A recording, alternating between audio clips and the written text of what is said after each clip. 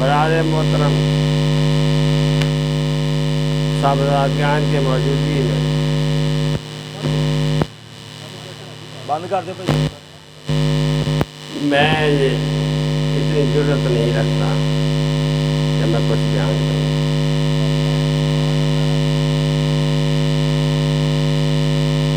یہ عقیدت سے بھی متصادم ہے اور آداب معاشرت سے بھی،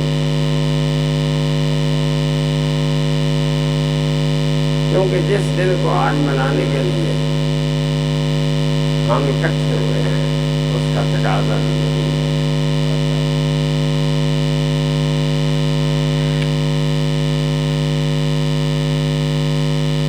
آج کا دن اور گزشتہ رات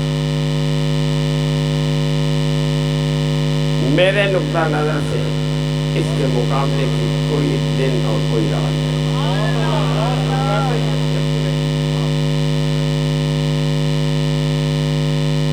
ٹھیک ہے، قرآن پاک میں آیا ہے لیلۃ القدر خیر من الف شہر، لیکن میرا اپنا جو خیال ہے یا میری سوچ ہے یا فکر ہے، آج کی رات ہزاروں نہیں یہ لاکھوں سے بھی ہوگی. اس کے مسیح ہی کچھ، کیونکہ وہ آیت کریمہ جو میں نے تلاوت کی ہے لیلۃ القدر خیر من الف شہر، وہ قرآن پاک کا حصہ ہے. قرآن پاک اللہ تعالیٰ کے ارشاد ہے، لیکن جس کی آج رونمائی ہے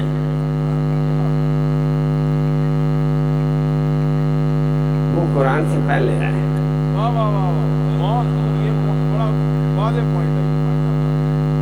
سادہ سی بات ہے. قرآن کی تخلیق بعد میں ہے، جہاں قرآن پڑھا رہا وہ بعد میں ہے.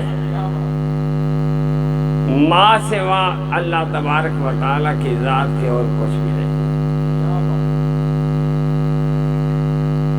صرف ایک اللہ کی ذات اور ایک اس کا معبود. معبود میں کیا تھا کہ جسے جدا نہیں کیا جا سکتا.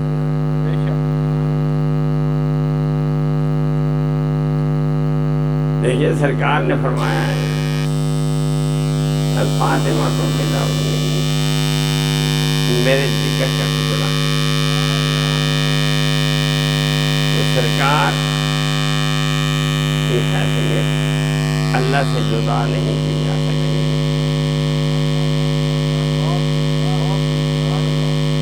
کیونکہ جب سرکار نے فرما دیا یا جابر ان اللہ خلق النور نبیک من نور،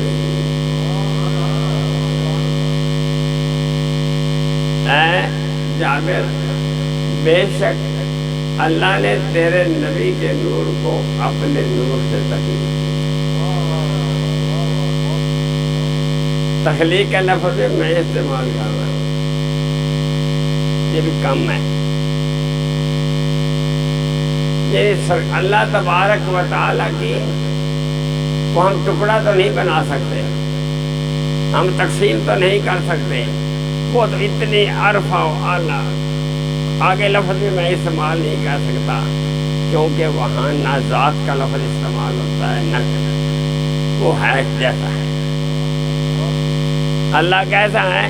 جیسا ہے. اس کے علاوہ ہمارے پاس استعداد ہی ہے. لہذا نبی کریم صلی اللہ علیہ وسلم آقا علیہ الصلوۃ والسلام جس حاضری کے لیے ہم آج اکٹھے ہوئے ہیں، آپ خدا سے جدا نہیں لیکن خدا بھی نہیں.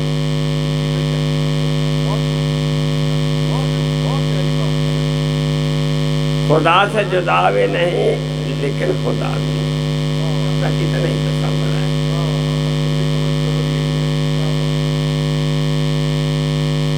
کیونکہ اللہ تعالی کا نور تقسیم نہیں ہو سکتا، ٹکڑے نہیں ہو سکتے، اس کو نقصان نہیں ہو سکتا، وہ لازوال ہے، ناقابل انتقال ہے۔ تو پھر سرکار سب سرکار فرما رہے ہیں کہ اللہ تعالیٰ نے اپنے نور سے مجھے تیرے نبی کے نور، پہلی بات تو ذہن میں آ گئی، تیرے نبی کے نور کو اپنے نور سے،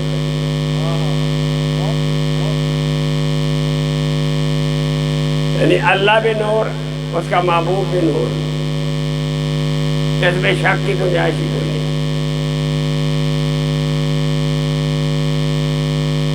تو کیسے تخلیق کیا؟ میں اپنے سوچ کے مطابق بات کرتا ہوں، ہم جیسے بات کرتے رہے، یہ اللہ تعالیٰ کی، حالانکہ یہ بھی اللہ کو دے نہیں دیتا، یہ اللہ تعالیٰ کی کنسنٹریشن کا نتیجہ ہے سرکار کی تخلیق۔ جب اللہ تعالیٰ نے چاہا کہ مجھے کوئی دیکھنے والا ہو، تو دیکھنے والا کون ہو سکتا تھا جو اس کی تجلیات کا مقابلہ کر سکتا؟ وہ وہی ہو سکتا تھا جو اس کی منشا کا اظہار،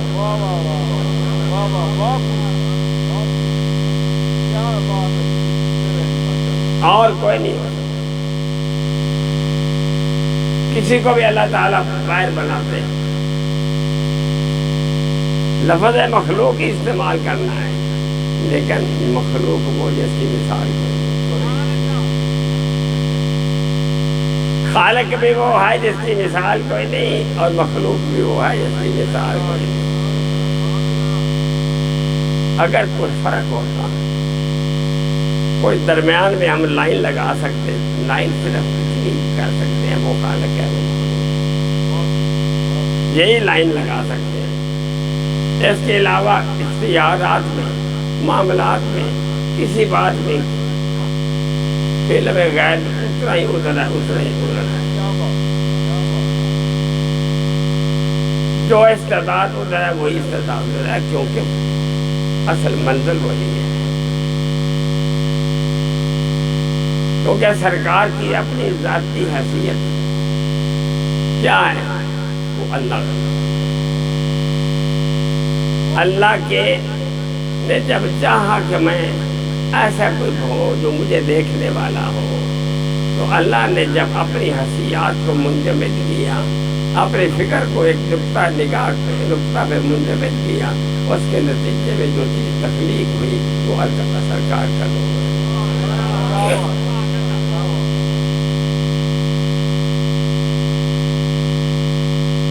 ہم اتنا سمجھتے نہیں، کنسنٹریشن بڑی زبردست چیز،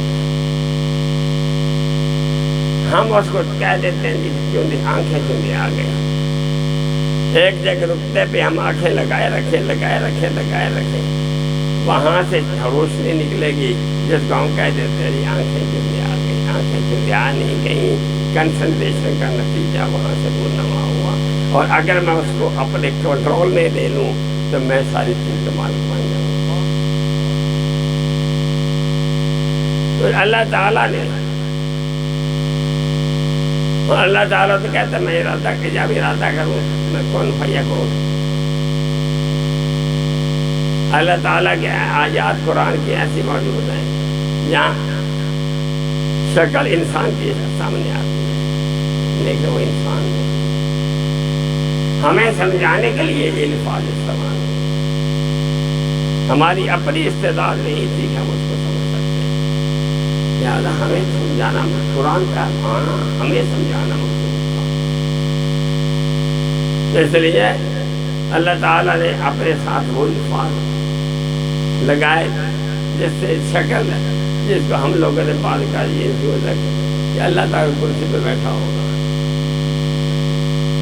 جب قیامت کے دن اللہ تعالیٰ کرسی پہ بیٹھا ہوگا, کرسی پہ تو بندہ بیٹھتا ہے, انسان بیٹھتا ہے, جس کا وجود ہے وہ بیٹھتا ہے. اللہ تعالیٰ کو ہم نے کرسی پہ پیسے بٹھا دیا. وہ تو نور ہے, وہ موجود ہوتے ہوئے نظر نہیں آتا. محسوس کیا جا سکتا ہے لیکن نظر نہیں آتا. ایبسٹریکٹ ہے. ایبسٹریکٹ ہے بھی انتہا. یہ ایبسٹریکٹ چیزیں کوئی چیز نہیں رکھتی. یہ تو خوشبو سایہ یہ کوئی چیز نہیں رکھتی. وہ مقام ہی کچھ اور ہے. جب ہم اللہ تعالیٰ کی ذات کو کما کو تسلیم کر لیں گے تو سرکار کی ذات سامنے آ جائے گی. سرکار کا کیا مقام تھا. سرکار کی تخلیق تو کی اپنے لیے, لیکن اپنے لیے اپنے محبوب کو تخلیق کر کے دیکھا تو اتنا شاہکار نظر آیا کہ چاہا کہ ایسی مخلوق موجود ہو جو میرے محبوب کو دیکھے کہ میرا کتنا بڑا شاہکار.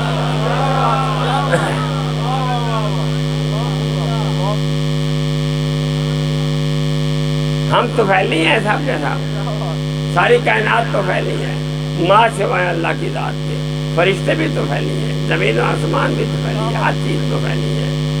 کیونکہ ہم صرف دلہا کی خوشیاں منانے والے ہیں. ہم تو دلہا کے احسانات کا شکر ادا کرنے والے ہیں, کیونکہ ہمیں جو کچھ ملا اس تک سے ملا. سرکار کی تخلیق نہ ہوتی ہم نے بھی نہیں ہونا تھا. کائنات کا ذرہ ذرہ نہیں ہونا تھا, کچھ بھی نہیں ہونا تھا. اور یہی وجہ ہے کہ اللہ تعالیٰ نے 2 دفعہ چھری نہیں چلنے دی.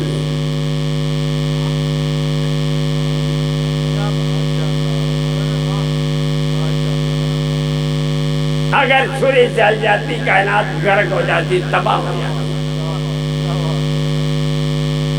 کیونکہ ان جسموں کے اندر آقا علیہ السلام کا مدعا ہے.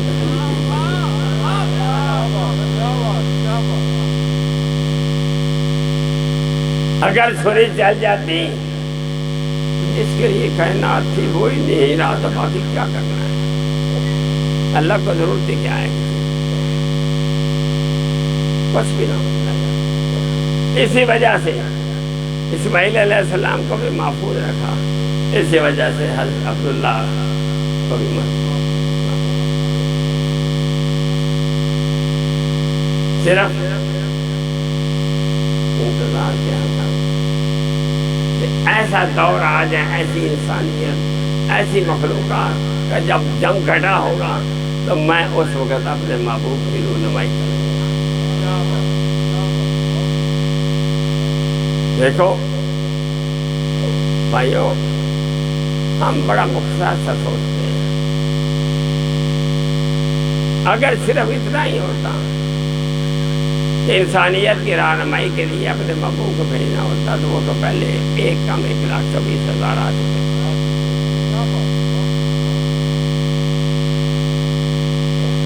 جن کو صرف اس لیے بھیجا انسانیت کی جا کے فلاح کے لیے کام کرو, انسانیت کی رہنمائی کرو, ان کو اپنا میثاق یاد دلاؤ.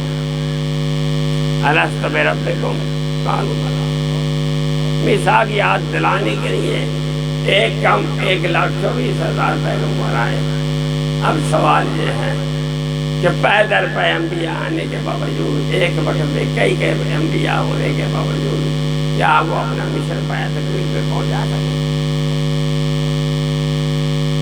کیا انسانیت کو وہ درس یاد دلا سکے کہ تم نے وعدہ کیا ہوا ہے اللہ تعالیٰ سے, اس وعدے کے نتیجے میں تم دنیا میں قائم رہے. تمہارا کام دنیا میں یہ نہیں جو تم کر رہے ہو, تمہارا کام ہے اللہ تعالیٰ کو وعدہ اللہ سے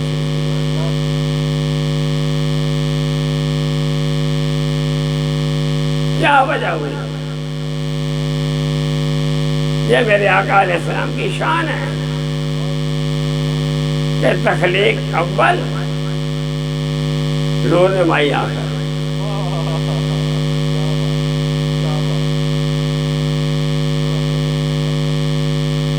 سارے اپنا اپنا زور لگا گئے. اب اس وعدے کو یاد دلانے کے لیے کوشش کر لیں. پھر میں بتاؤں گا کہ میں نے جس کو چھپا کے رکھا ہوا کیوں رکھا ہوا. سارے انبیاء سے وعدہ دیا, میلاد منایا, اے نبی و رسولوں میں تمہیں کتاب بھی دے دوں, تمہیں نبوت بھی دے دوں, تمہیں حکمت بھی دے دوں, اور پھر ایک ایسا آ جائے کہ تمہاری تصدیق کرے.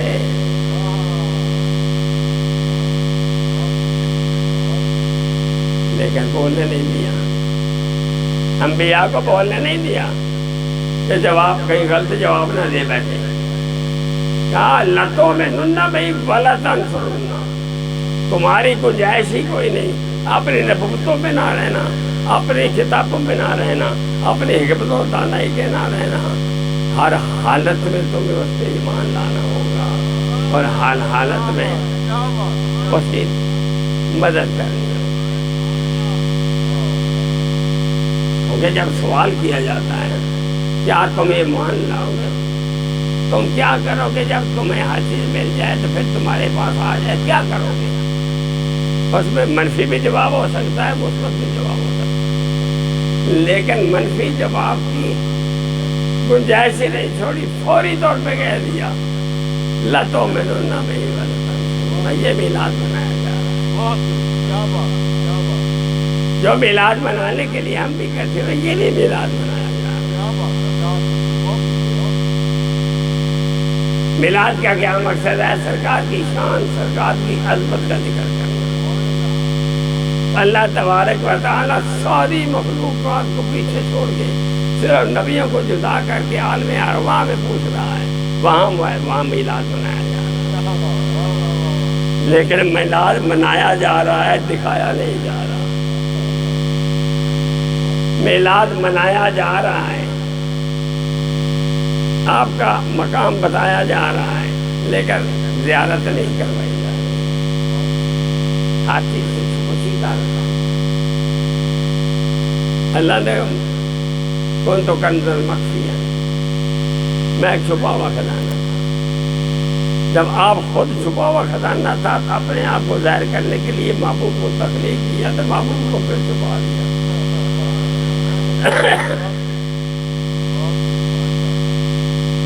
محبوب کو پھر پوشیدہ کر دیا.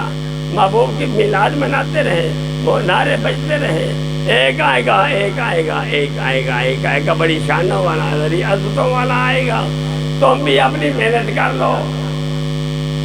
لیکن ایک آنے والا آئے گا جو سارے راز کر لے گا. آخر اسلام کی اپنی کتاب واضح لفظ ہے, انہوں نے کہا میں اب چلا جاؤں گا, اور جو چیزیں میں نہیں بتا سکا وہ آنے والا ان باتوں کو کھولے گا.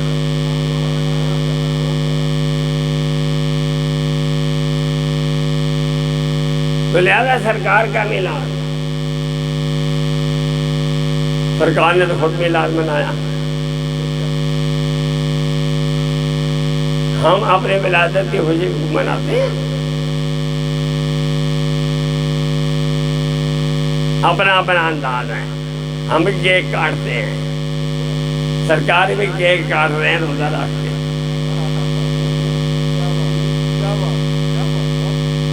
ہر سوموار کا سرکار نے روزہ رکھا. صحابہ نے پوچھا یا رسول اللہ آپ روزہ کریں؟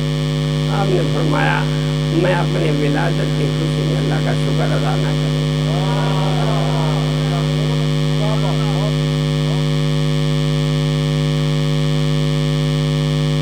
ہمارا اور رنگ ہے, وہاں اور میلاد آپ لوگ یہ جاہل ہیں جو کہتے ہیں یہ میلاد کہاں ہے.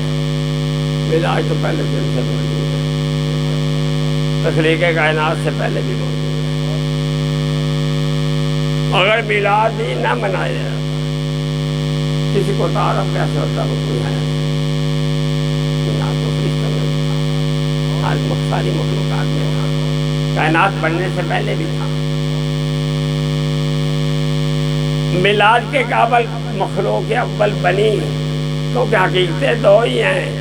ایک حقیقت اول اللہ کی ذات ہے اور حقیقت ثانی اس کا معبود ہے اور کوئی حقیقت نہیں. باقی کچھ نہیں. اللہ کے ہم مخلوق ہیں اور آقا علیہ الصلوۃ والسلام کی ہم باراتی ہیں.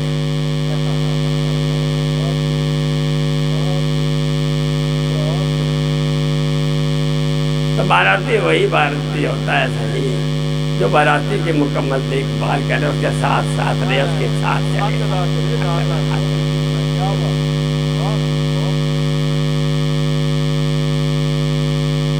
لہذا یہ بڑی عظمتوں والا دن کس کا دن آنا.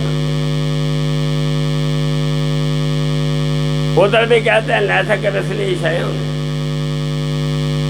وہ بھی کس کی زبان سے نکلوایا؟ اپنے محبوب کی زبان سے نکلوایا.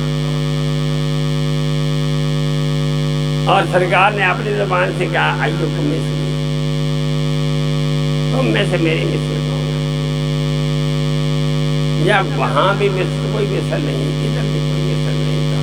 باقی بات کیا ہے، ہم تو دو حقیقتوں کے سائے میں ہیں. ہمیں اس کے مطابق زندگی گزارنی ہے.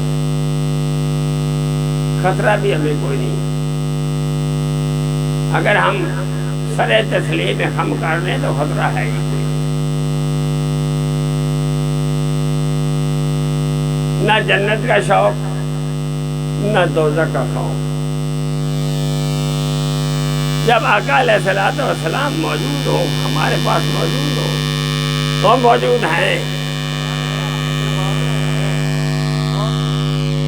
میں کبھی یہ نہیں تسلیم کرتا آ رہے ہیں. پہلے کہاں تھے جو آ رہے ہیں؟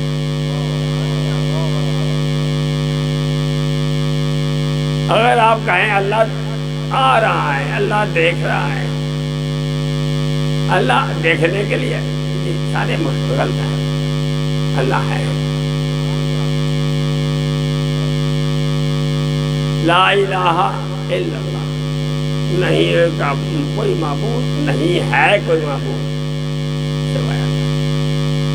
محمد رسول اللہ، اور محمد صلی اللہ علیہ وسلم اللہ کے رسول ہیں. اللہ بھی موجود ہے، اس کا معبود بھی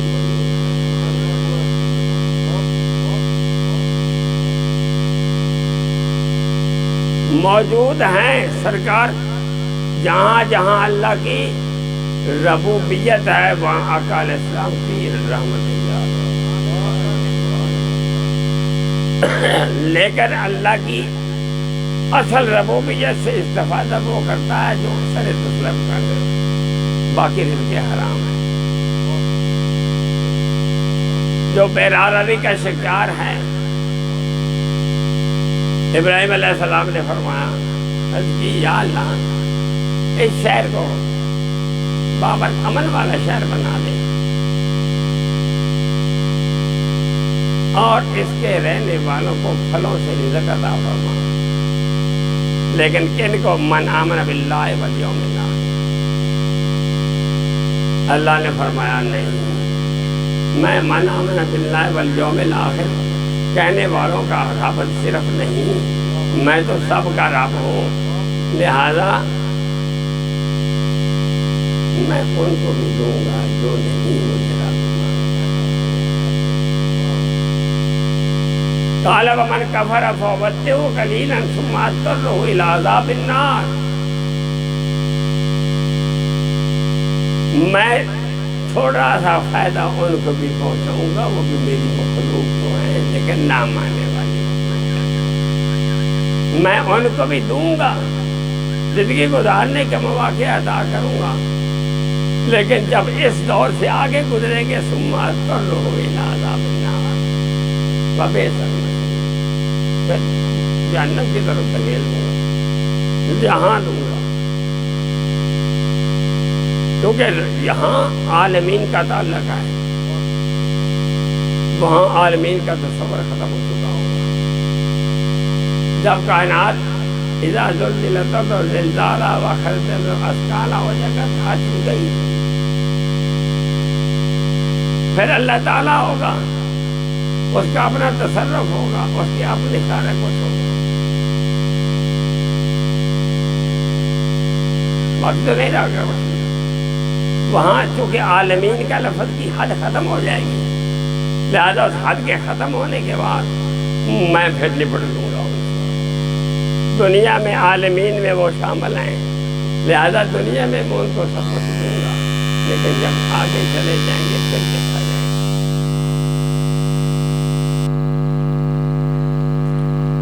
لہذا ہم تو بڑے خوش وقت ہیں، ہم عالمین سے بعد میں بھی فائدہ اٹھانے والے ہیں۔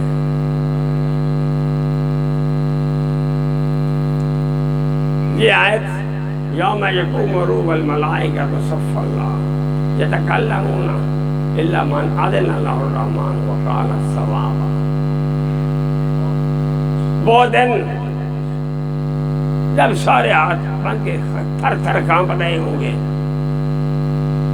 ہر کوئی سہارا تلاش کر رہا ہوگا، میرا کیا بنے گا، میرا کیا بنے گا، میرا کیا بنے گا۔ انبیاء کے پاس جائیں گے، انبیاء بھی آگے چلاتے چلے جائیں گے، چلتے چلے جائیں گے، پھر کون آئے گا؟ الا من اذن اللہ الرحمن، سوائے اس کے کوئی بات کرنے کی ضرورت نہیں کرے گا، کلام نہیں کر سکا، لا یتکلمون، کلام کرے گا تو وہ کرے گا جسے عزت دے گا۔ اللہ محبوب تینوں چھٹی ہے، تینوں چھٹی ہے، تینوں اجازت ہے، سر چکلا سجدے ہی سجدے میں پڑھنے کے لیے بھی اجازت ملے گی،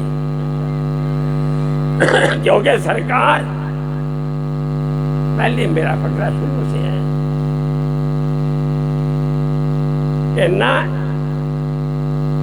اکٹھے ہیں نہ جدا ہیں۔ سرکار آقا علیہ الصلوۃ والسلام اللہ تعالیٰ کی ساری حیثیات کا پرتو ہے، ریفلیکشن ہے، تو ریفلیکشن جدا نہیں ہوتا۔ اللہ کی منشا کے متصادم آپ سجدے میں بھی نہیں پڑیں گے، لیکن اللہ کو پتا ہوگا، اس کو علم ہے کہ میرا محبوب آ گیا ہے، میرا محبوب آ گیا ہے، اب میں نے اس کی تو ماننی ہے، لہذا خود ہی کہہ دے گا محبوب اجازت ہے، کرو کرو کیا کہنا چاہتے ہو، تو سرکار سجدے میں پڑ جائیں گے۔ اب عالمین کا تعلق ختم ہو چکا ہے، عالمین سے ہم باہر نکل چکے ہیں، تو وہاں بھی ہمارا نجات آئندہ موجود ہوگا، ہمارے لیے رحمت یہاں بھی ہے، ہماری رحمت وہاں بھی ہے۔ بلکہ قرآن کے الفاظ کیا ہیں، الا من اذن لہ الرحمن، مگر وہ جس کو اللہ اجازت دے گا وہ کی کرے گا، وقال الصواب، اور ٹھوک بجا کے پھر سفارش کرے گا، ثوابہ ٹھوک بجا کے پوری ٹکا کے کرے گا۔ جب تک دوزخ سے سارے جن کے اندر ایمان کی رتی بھی ہے نکل نہیں جائیں گے، بات ختم ہوگی، دوزخ میں پھر کوئی نہ رہا۔ پھر آ گیا، پھر درجات بلندی کے سرکار چل پڑیں گے، کیا میرے ماننے والوں کی درجات کی بلندی فرما میں۔ تو یہ سرکار کی رحمت ہے، سرکار کی رحمت جب ہم دنیا میں نہیں آئے تھے تب بھی ہمارے لیے تھی، جب ہم دنیا میں موجود ہیں تب بھی ہے، جب آگے جائیں گے پھر بھی ہوگا۔ سرکار کی رحمت کے سوا ہم ایک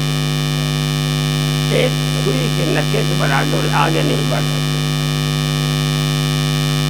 ہمیں ایمان بھی نصیب ہے تو آپ کی وجہ سے، ہمیں انعامات نصیب ہے تو آپ کی وجہ سے، ہمیں عزت و وقار موجود ملا ہے آپ کی وجہ سے، اور ہمیں نجات بھی ملے گی تو آپ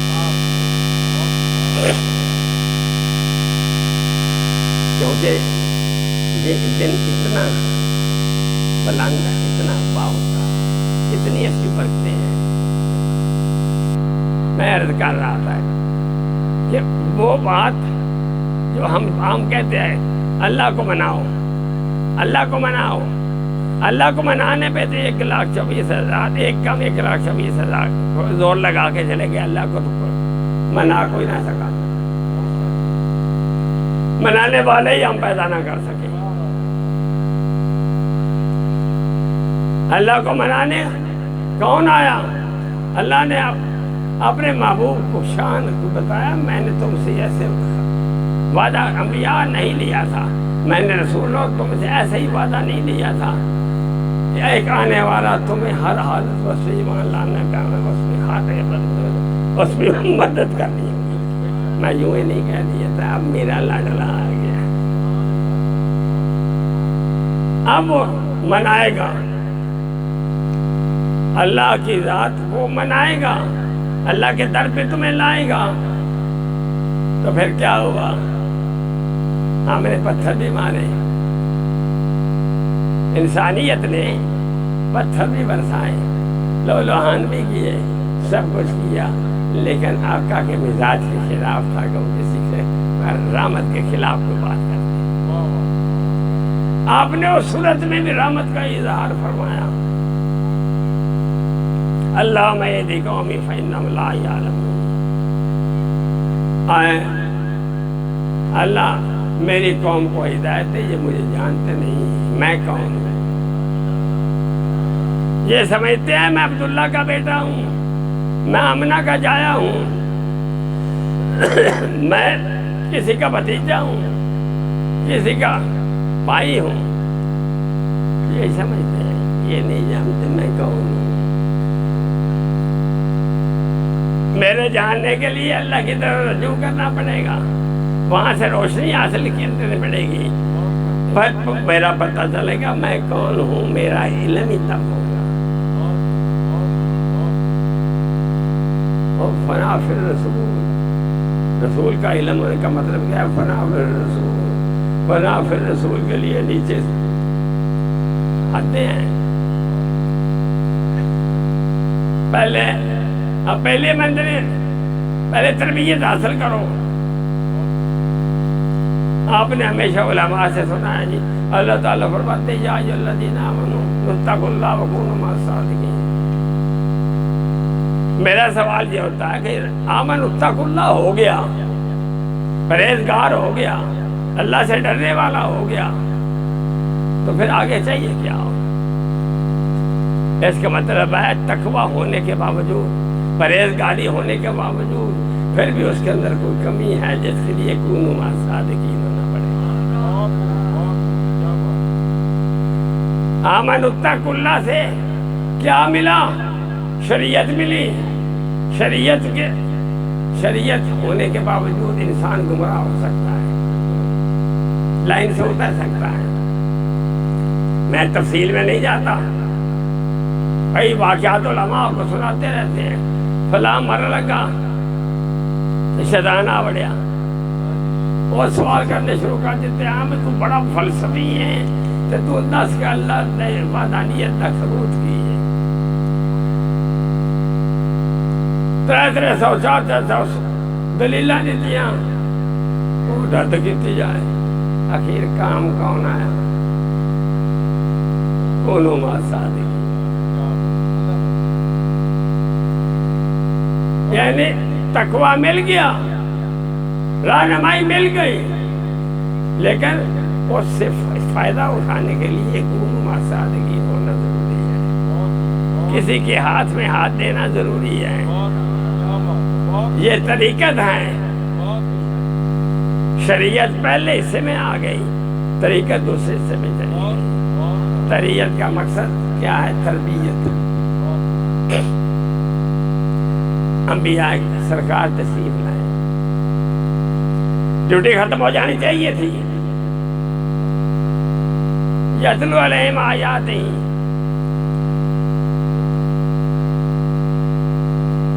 یعلمہم الکتاب والحکمہ. اتنی بات ختم ہو جانی چاہیے. اے یزکیہم کی کیا ضرورت ہے؟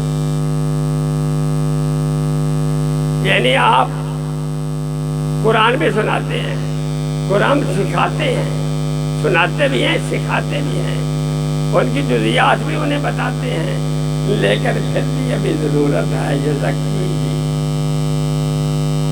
تربیت کی ضرورت ہے. یزکیہم، اس کے دونوں ہمارے بہنی سامنے آ گئے. ایک تو ہم کہتے ہیں نعوذ باللہ نعوذ باللہ، جن کی طرف ڈائریکٹ قرآن آیا تھا وہ ناپاک تھے. سرکار کے عوائدات ناپاک تھے. اللہ نے دو ضمانتیں دے دی. ایک کہہ دیا لقد من اللہ علی المؤمنین، اللہ نے احسان کیا. کن پہ کیا؟ مومنوں پہ کیا. جن کی طرف رسول مبعوث کیا وہ مومن ہیں. اور آگے وضاحت بھی کر دی. کتاب سکھاتا ہے، سناتا ہے، اور ذات پاک بھی کرتا ہے. جو طاہر نہیں کرتا یزکی کرتا ہے. اگر وہ جسمانی طور پہ ناپاک ہوتے پھر اللہ کہتا یطہرکم، طہارت حاصل کرو. جب اللہ نے طہارت کا لفظ استعمال نہیں کیا تو اس کا مطلب ہے وہ پاک پہلے ہی تھے. جن کی طرف سرکار تشریف لا رہے ہیں، سرکار کی بےعزت ہو رہی ہے، وہ پاک تھے، جسمانی طور پہ پاک تھے. بس تھوڑی سی خرابی تھی، اخلاقی طور پہ کچھ مخلوط ہو گئے. تو یزکیہم، یزکی کا تعلق روح سے، طہارت کا تعلق جسم سے ہے. جیسے فرمایا وَأَحْسَنُ مِنْكَ لَمْ تَرَكَتْ عَيْنِي وَأَجْمَلُ مِنْكَ لَمْ تُلِدِ النِّسَاءُ. یا رسول اللہ وَأَحْسَنُ مِنْكَ لَمْ تَرَكَتْ عَيْنِي، آپ سے خوبصورت وَأَحْسَنُ مِنْكَ کسی آنکھ نے نہیں دیکھا. آنکھ ظاہریت کو دیکھ رہی ہے، اخلاق کو دیکھ رہی ہے، اٹھنے بیٹھنے کو دیکھ رہی ہے، کھانے پینے کو دیکھ رہی ہے. وَأَجْمَلُ مِنْكَ لَمْ تُلِدِ النِّسَاءُ، اور آپ سے زیادہ جسمانی طور پر خوبصورت کسی ماں نے نہیں ہے. یہاں کہا جمل، حسن و جمال. حسن کا تعلق اخلاق سے ہے، جمال کا تعلق عادات سے ہے، جسم سے ہے، ظاہری خوبصورتی سے. نتیجہ کیا نکال سکے. تو لہذا سرکار کا مقام کیوں سرکار آئے، یعنی ان کو کہا وہ یزکیہم، عادات تھی، لڑائی جھگڑا کرتے تھے، خون خرابہ کرتے تھے، رشتوں کا احترام نہیں کرتے تھے، وہ سکھانے کے لیے سرکار آئے. بلکہ وہ پہلے ہی مومن تھے. تو ہمارے اندر وہ چیزیں پیدا ہوگی کہ ہماری اخلاقیات بہتر ہوگی. جو سرکار کا آنے کا مقصد تھا کہ ہمیں صحیح معنوں میں انسان بنا کے اشرف المخلوقات کے مقام پہ پہنچانا، ہمیں شرف عطا کرنا، وہ سرکار کے تھا. آج وہی دن ہے جو ہمارے لیے ہمیں رہنمائی کرنے کے لیے ہے. ہر یہاں ہی نہیں، ہر جگہ پہ اللہ تعالیٰ ہمیں اس مشن کو پایا تکمیل کو جانے کی توفیق عطا فرمائے جو سرکار نے ہمیں عطا فرمایا.